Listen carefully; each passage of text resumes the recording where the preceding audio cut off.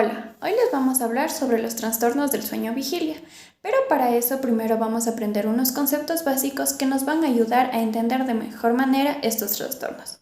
Primero, ¿qué es el sueño?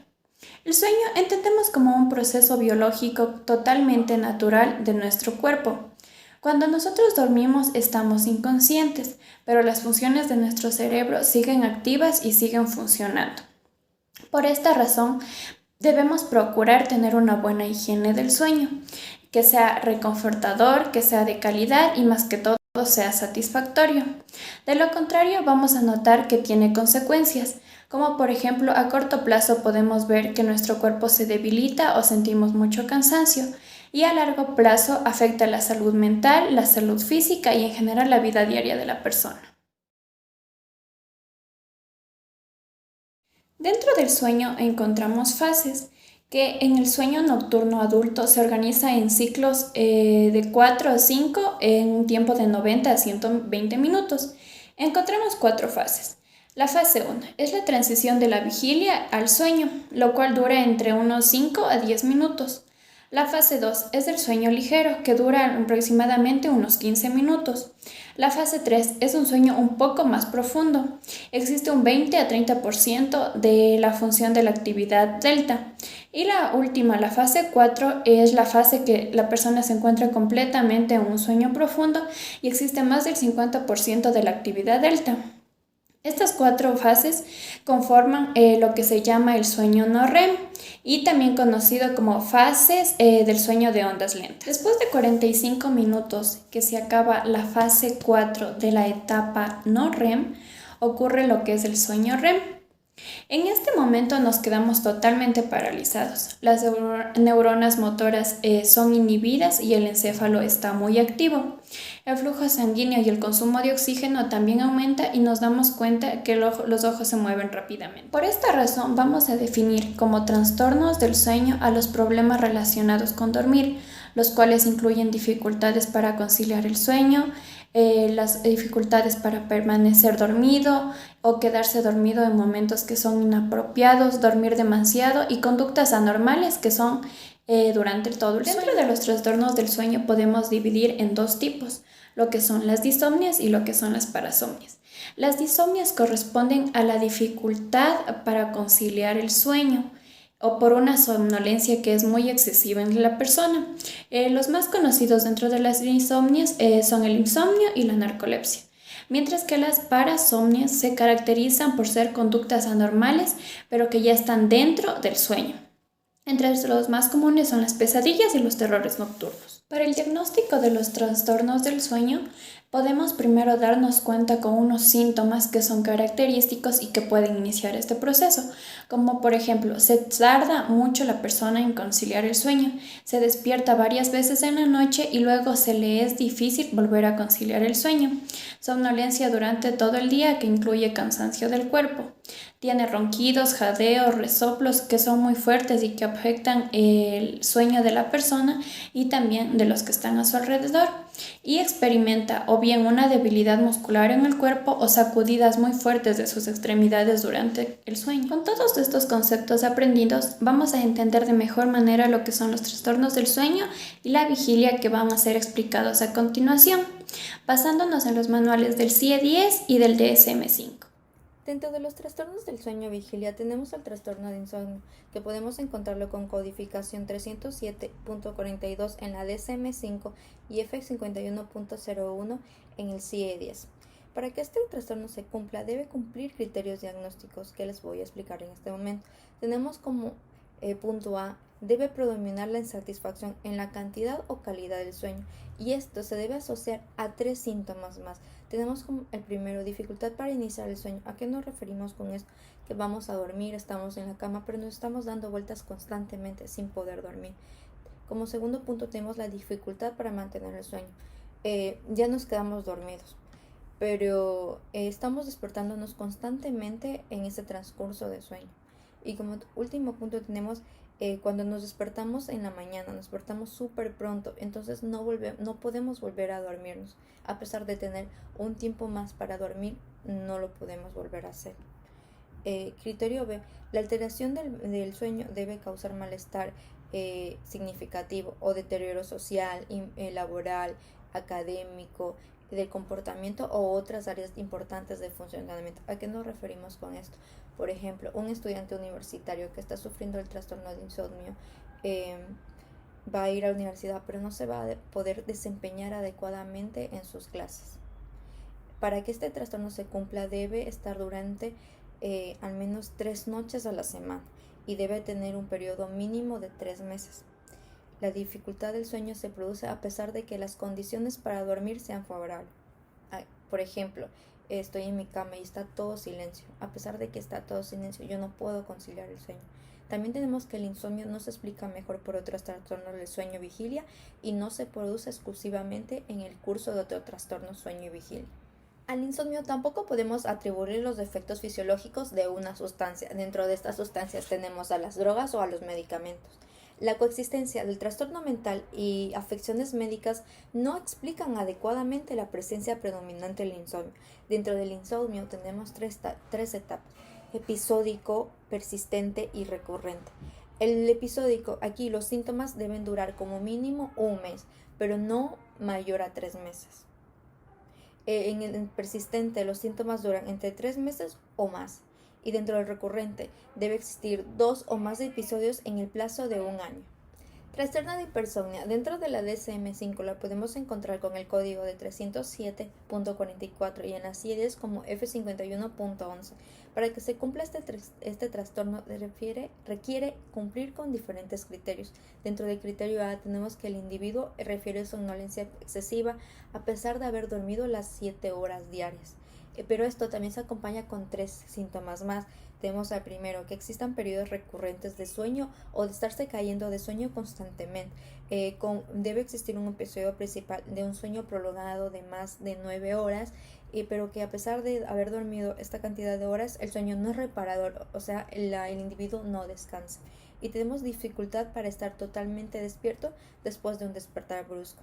El criterio B. La hipersomnia se debe producir al menos 3 veces a la semana y debe tener una duración de mínimo 3 meses. Esta se acompaña de malestar significativo y deterioro cognitivo, social, laboral u otras áreas importantes del funcionamiento. Al igual que el trastorno de insomnio, la hipersomnia no se explica mejor por otro trastorno del sueño y no se produce exclusivamente en el curso de otro trastorno del sueño. La hipersomnia no se puede atribuir a efectos fisiológicos de sustancias como por ejemplo las drogas o los medicamentos, y la coexistencia del trastorno mental y médicos no explica adecuadamente la presencia predominante de la hipersomnia. También aquí se debe especificar de qué tipo tenemos agudo, subagudo y persistente. El agudo, aquí hay una duración inferior a un mes. En el subagudo dura de 1 a 3 meses y en el persistente debe haber una duración superior a 3 meses. También se debe especificar la gravedad actual del trastorno. Tenemos leve, moderado y grave. Dentro del leve, la persona debe tener dificultad para mantenerse alerta de 1 a 2 días a la semana. El moderado debe tener dificultad para mantenerse alerta de 3 a 4 días a la semana y el grave debe ser de 5 a 7 días a la semana. También tenemos a la narcolepsia. Para que ésta se cumpla debe cumplir los siguientes criterios diagnósticos. Criterio A. Debe existir periodos recurrentes de la necesidad infrenable de dormir, ya sea abandonarse el sueño o tomar siestas durante el mismo día. Estos episodios deben de haberse producido al menos 3 veces a la semana en los últimos 3 meses. El criterio B. Debe existir la presencia de al menos una de las siguientes características. Tenemos el episodio de cataplejía. Estos en los individuos de enfermedades de larga duración se refiere a la pérdida brusca bilateral del tono muscular, pero se conserva la conciencia que desencadena risas, bromas o cólera. La deficiencia de hipocretina en el líquido cefalorraquídeo. La polisomnografía nocturna de latencia del sueño REM. Cuando es inferior o igual a 15 minutos, o una prueba de latencia múltiple del sueño con un valor inferior o igual a 8 minutos y 2 o más periodos REM al inicio del sueño. Para la narcolepsia también tenemos 3, especificar la gravedad actual. Tenemos la leve, la moderada y la grave. Dentro de la leve, la cataplejía es poco frecuente, se da al menos una a la semana. La necesidad de siestas es 1 o 2 veces al día y, y la alteración dentro del sueño nocturno es menor. Dentro de la moderada, la cataplejía se da una vez al día o cada pocos días. Aquí sí existe alteración en el sueño nocturno y las necesidades si estas se da múltiples veces. Dentro de la gravedad, la cataplejía resistente a los fármacos como múltiples distractores diarios, somnolencia casi constante y alteraciones del sueño nocturno, es decir, está en constante movimiento, existen sueños vívidos y también puede haber insomnio. Los trastornos del sueño relacionados con la respiración. En base a los criterios diagnósticos del DSM-5 menciona de que existe una obstrucción parcial o completa de la vía aérea superior que va a interrumpir la ventilación normal durante el sueño, lo cual va a generar una alteración en los patrones normales del mismo. Dentro de este encontramos la apnea e hipopnea obstructiva del sueño. Esta menciona de que la persona va a que la faringe se va a cerrar aproximadamente entre 30 a 40 segundos, lo cual va a provocar a que la persona se despierte rápidamente, generando en ellos no un sueño profundo. Dentro de este encontramos los criterios diagnósticos del 1 y el 2. Antes de mencionar los criterios diagnósticos, es necesario mencionar de qué significa la polisomnografía. Esta trata de la colocación de electrodos, los cuales va a registrar ciertas funciones corporales a medida de que la persona intenta o ya está durmiendo. Se utiliza para diagnosticar los trastornos del sueño. Dentro de los signos de la polisomnografía se encuentra la presencia del menos 5 apneas o hipopneas por hora de sueño y uno u otro de los siguientes síntomas. Bien, los siguientes síntomas son las alteraciones nocturnas de la respiración, como los ronquidos, también las pausas respiratorias durante el sueño, también la somnolencia diurna, el sueño no reparador. Dentro del criterio diagnóstico 2, encontramos de los signos en la polisomnografía se ha evidenciado de entre 15 o más apneas o hipopneas obstructivas por hora de sueño, con independencia de los síntomas acompañantes. Aquí se va a dar cierta gravedad, pues tenemos la leve, la moderada y la grave. Dentro de la leve, esta trata de que el índice de apnea hipopnea es inferior a 15, mientras que el moderado, el índice de apnea o hipopnea es de 15 a 30, y el grave, el índice de apnea hipopnea es superior a 30. Apnea central del sueño.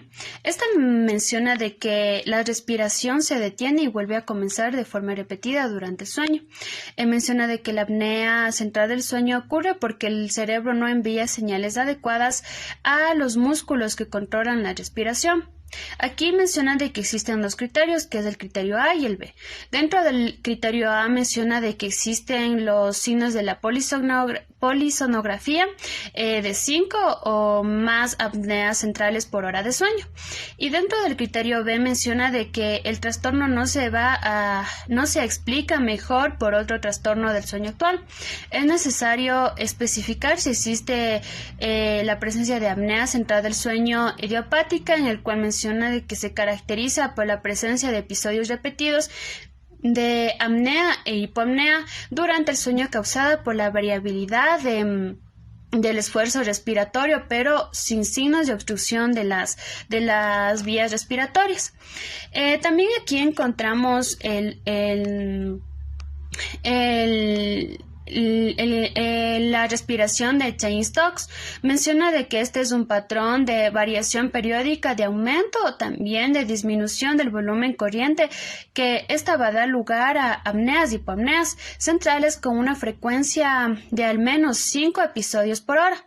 También encontramos la apnea central del sueño con consumo concurrente de los opiáceos. Aquí menciona de que atribuye a los efectos opiáceos en los generadores del ritmo respiratorio en el bulbo raquídeo. Así también como en los efectos diferenciales en el impulso tanto como en el hipóxico o como en el hipersónico. Aquí también es muy importante señalar y especificar la gravedad actual. Aquí menciona de que la gravedad de la apnea central del sueño se clasifica según la frecuencia de las alteraciones de la respiración, así también como el grado de saturación de oxígeno asociada y la fragmentación del sueño que produce a consecuencias de las alteraciones respiratorias repetidas. La hipoventilación relacionada con el sueño. Esta menciona de que existe una alteración en la ventilación que conduce a la retención de dióxido de carbono CO2 y también a la alteración en la presión arterial CO2.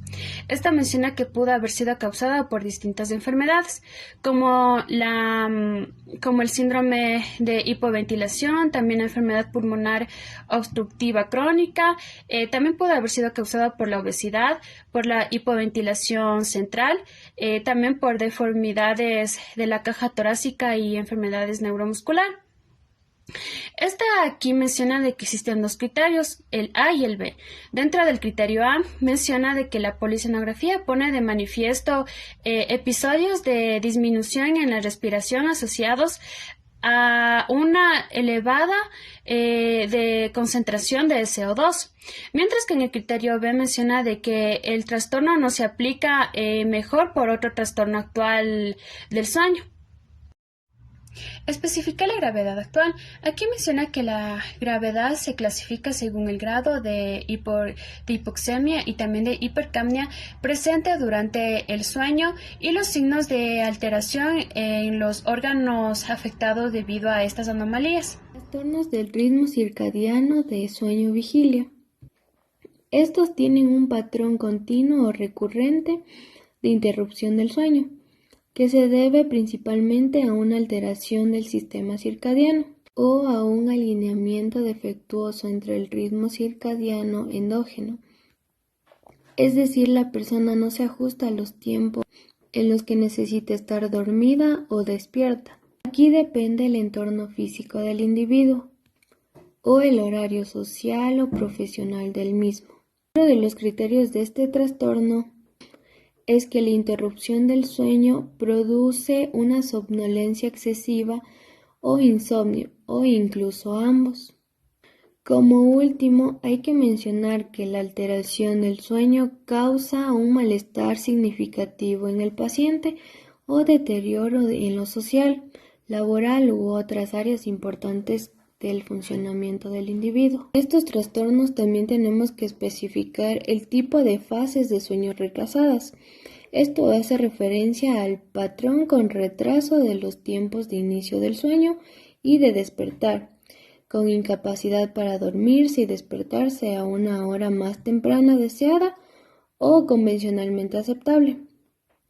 Al igual hay que especificar si existen antecedentes familiares de fase de sueño retrasada.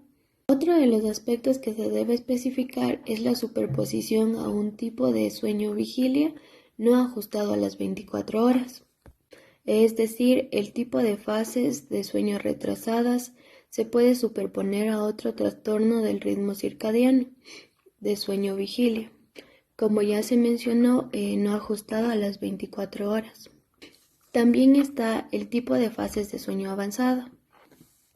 Este hace referencia al patrón con avance de los tiempos de inicio de sueño y de despertar, con incapacidad para continuar despierto o dormido hasta una hora más tardía deseada o convencionalmente aceptable. Muy importante también especificar antecedentes familiares de fase de sueño avanzada. También tenemos que especificar el tipo de sueño-vigilia irregular. Este es el patrón de sueño-vigilia temporalmente desorganizado, de manera que el sueño y la vigilia es variable a lo largo de las 24 horas. Encontramos también el tipo de sueño-vigilia no ajustado a las 24 horas, que este es el patrón de ciclos de sueño-vigilia que no se sincroniza con el entorno de 24 horas. Otro es el tipo asociado a turnos laborales. Aquí se presenta el insomnio durante el periodo principal del sueño y somnolencia excesiva.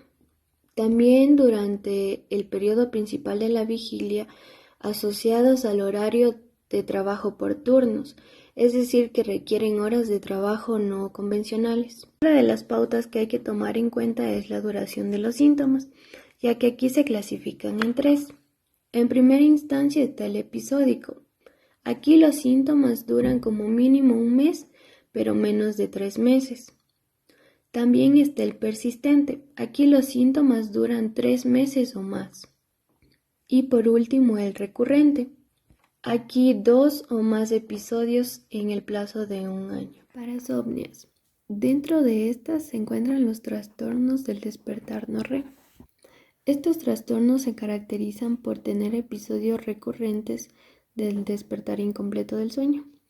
Por lo general se producen durante el primer tercio del periodo del sueño, además que están acompañados de una u otra de las siguientes características. El sonambulismo. Estos son episodios repetidos en donde el individuo se levanta de la cama y camina durante el sueño. Los individuos que presentan estos episodios suelen permanecer con los ojos abiertos y con una sensación de asombro. Se encuentra profundamente dormido y por ende es muy difícil despertarlo del sueño. La duración de este episodio puede ser durante varios minutos o incluso hasta una media hora. Otra de las características son los terrores nocturnos. Estos son episodios recurrentes de despertar brusco con temor, que generalmente comienzan con gritos de pánico. Durante cada uno de estos episodios existe un miedo intenso y signos de hiperactividad vegetativa, como la midriasis, taquicardia, taquipnea y sudoración. Si otros quieren tranquilizar al individuo durante este episodio, no habrá respuesta y el sujeto seguirá desorientado. En cuanto a los criterios diagnósticos de estos trastornos son: como primer criterio, el individuo no recordará los sueños y si los hace serán mínimas, por ejemplo, solamente una única escena visual. Otro punto, la amnesia está presente durante estos episodios. Tomar en cuenta que la alteración no debe atribuir a efectos fisiológicos de una sustancia, por ejemplo, una droga o un medicamento. Y por último, los trastornos mentales y médicos no explican los episodios de sonambulismo o terrores nocturnos. Trastorno de pesadillas. Su codificación en el CIE-10 y en el DSM-5 es F51.5. Estas son experiencias oníricas cargadas de ansiedad o miedo, además que hay un recuerdo muy detallado del contenido del sueño.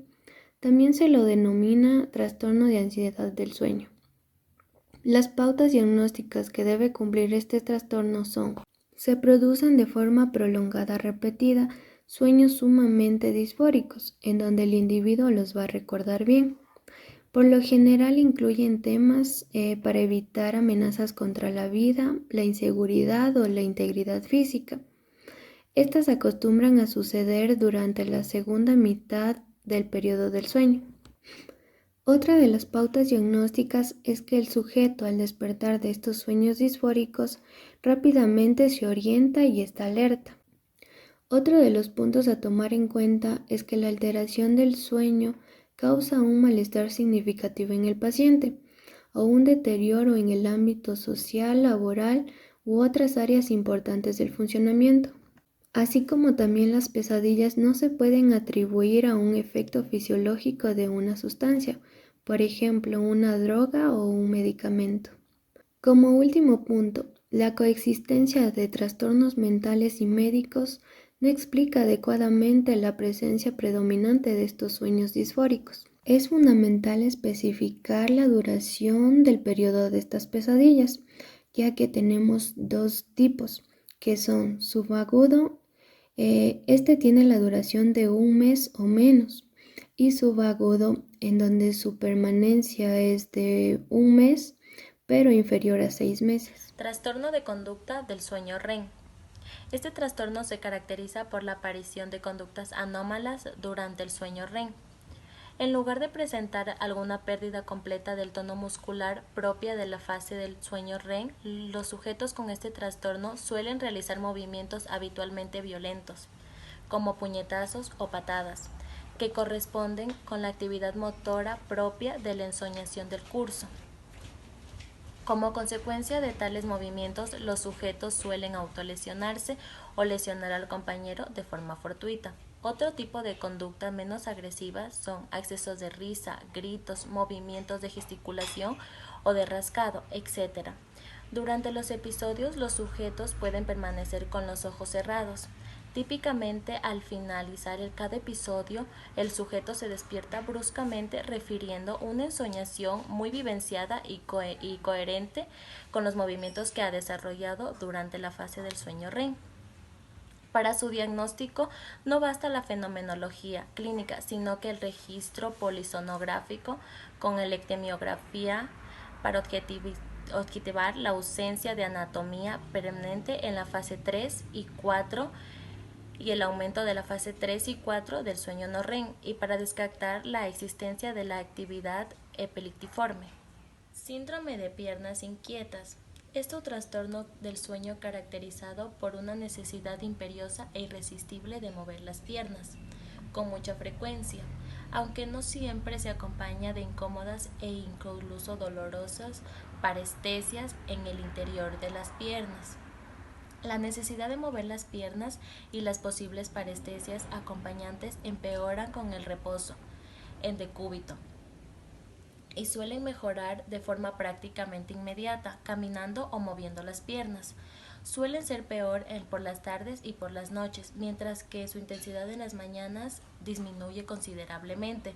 Aparece en la transición vigilia-sueño, cuando el paciente está todavía despierto, dificultando la conciliación del sueño al principio de la noche o tras despertares nocturnos.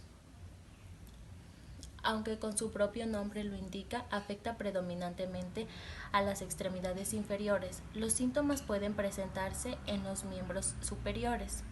Su prevalencia es del 8 y el 10%, siendo más ligeramente y frecuente en las mujeres.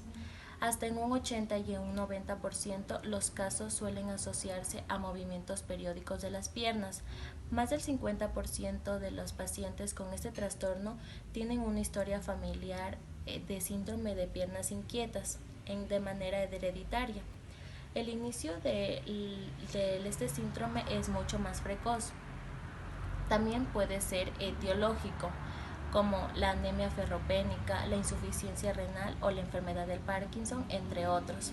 Este tratamiento debe enfocarse hacia una corrección de la causa, la anemia, lo cual es la más frecuente. Trastorno del sueño inducido por sustancias. Para el DSM, este representa los trastornos que se presentan por la intoxicación o la abstinencia de sustancias tales como alcohol, opiáceos, cocaína, anfetaminas, etc. Los trastornos suelen ser de diversos tipos, tantos como insomnio, hipersomnio, parasomnio o un trastorno mixto, conocido ya sus criterios. Entre los tratamientos que podemos encontrar para los trastornos del sueño vigilia encontramos, primero, cambiar tus hábitos de sueño, incluyendo tus horarios, y contrarrestar cualquier otro factor que esté influyendo en esto, como por ejemplo estrés, alguna preocupación o medicamentos. También la terapia cognitiva conductual nos va a ayudar, ya que esta ayuda a controlar o eliminar los pensamientos y poder contrarrestar las acciones negativas. Las técnicas de relajación son muy buenas, ya que te ayuda a controlar la respiración, la frecuencia cardíaca, la tensión muscular y los estados de ánimo. Los somníferos son medicamentos, pero que tienen que ser usados bajo receta médica, ya que estos producen efectos secundarios.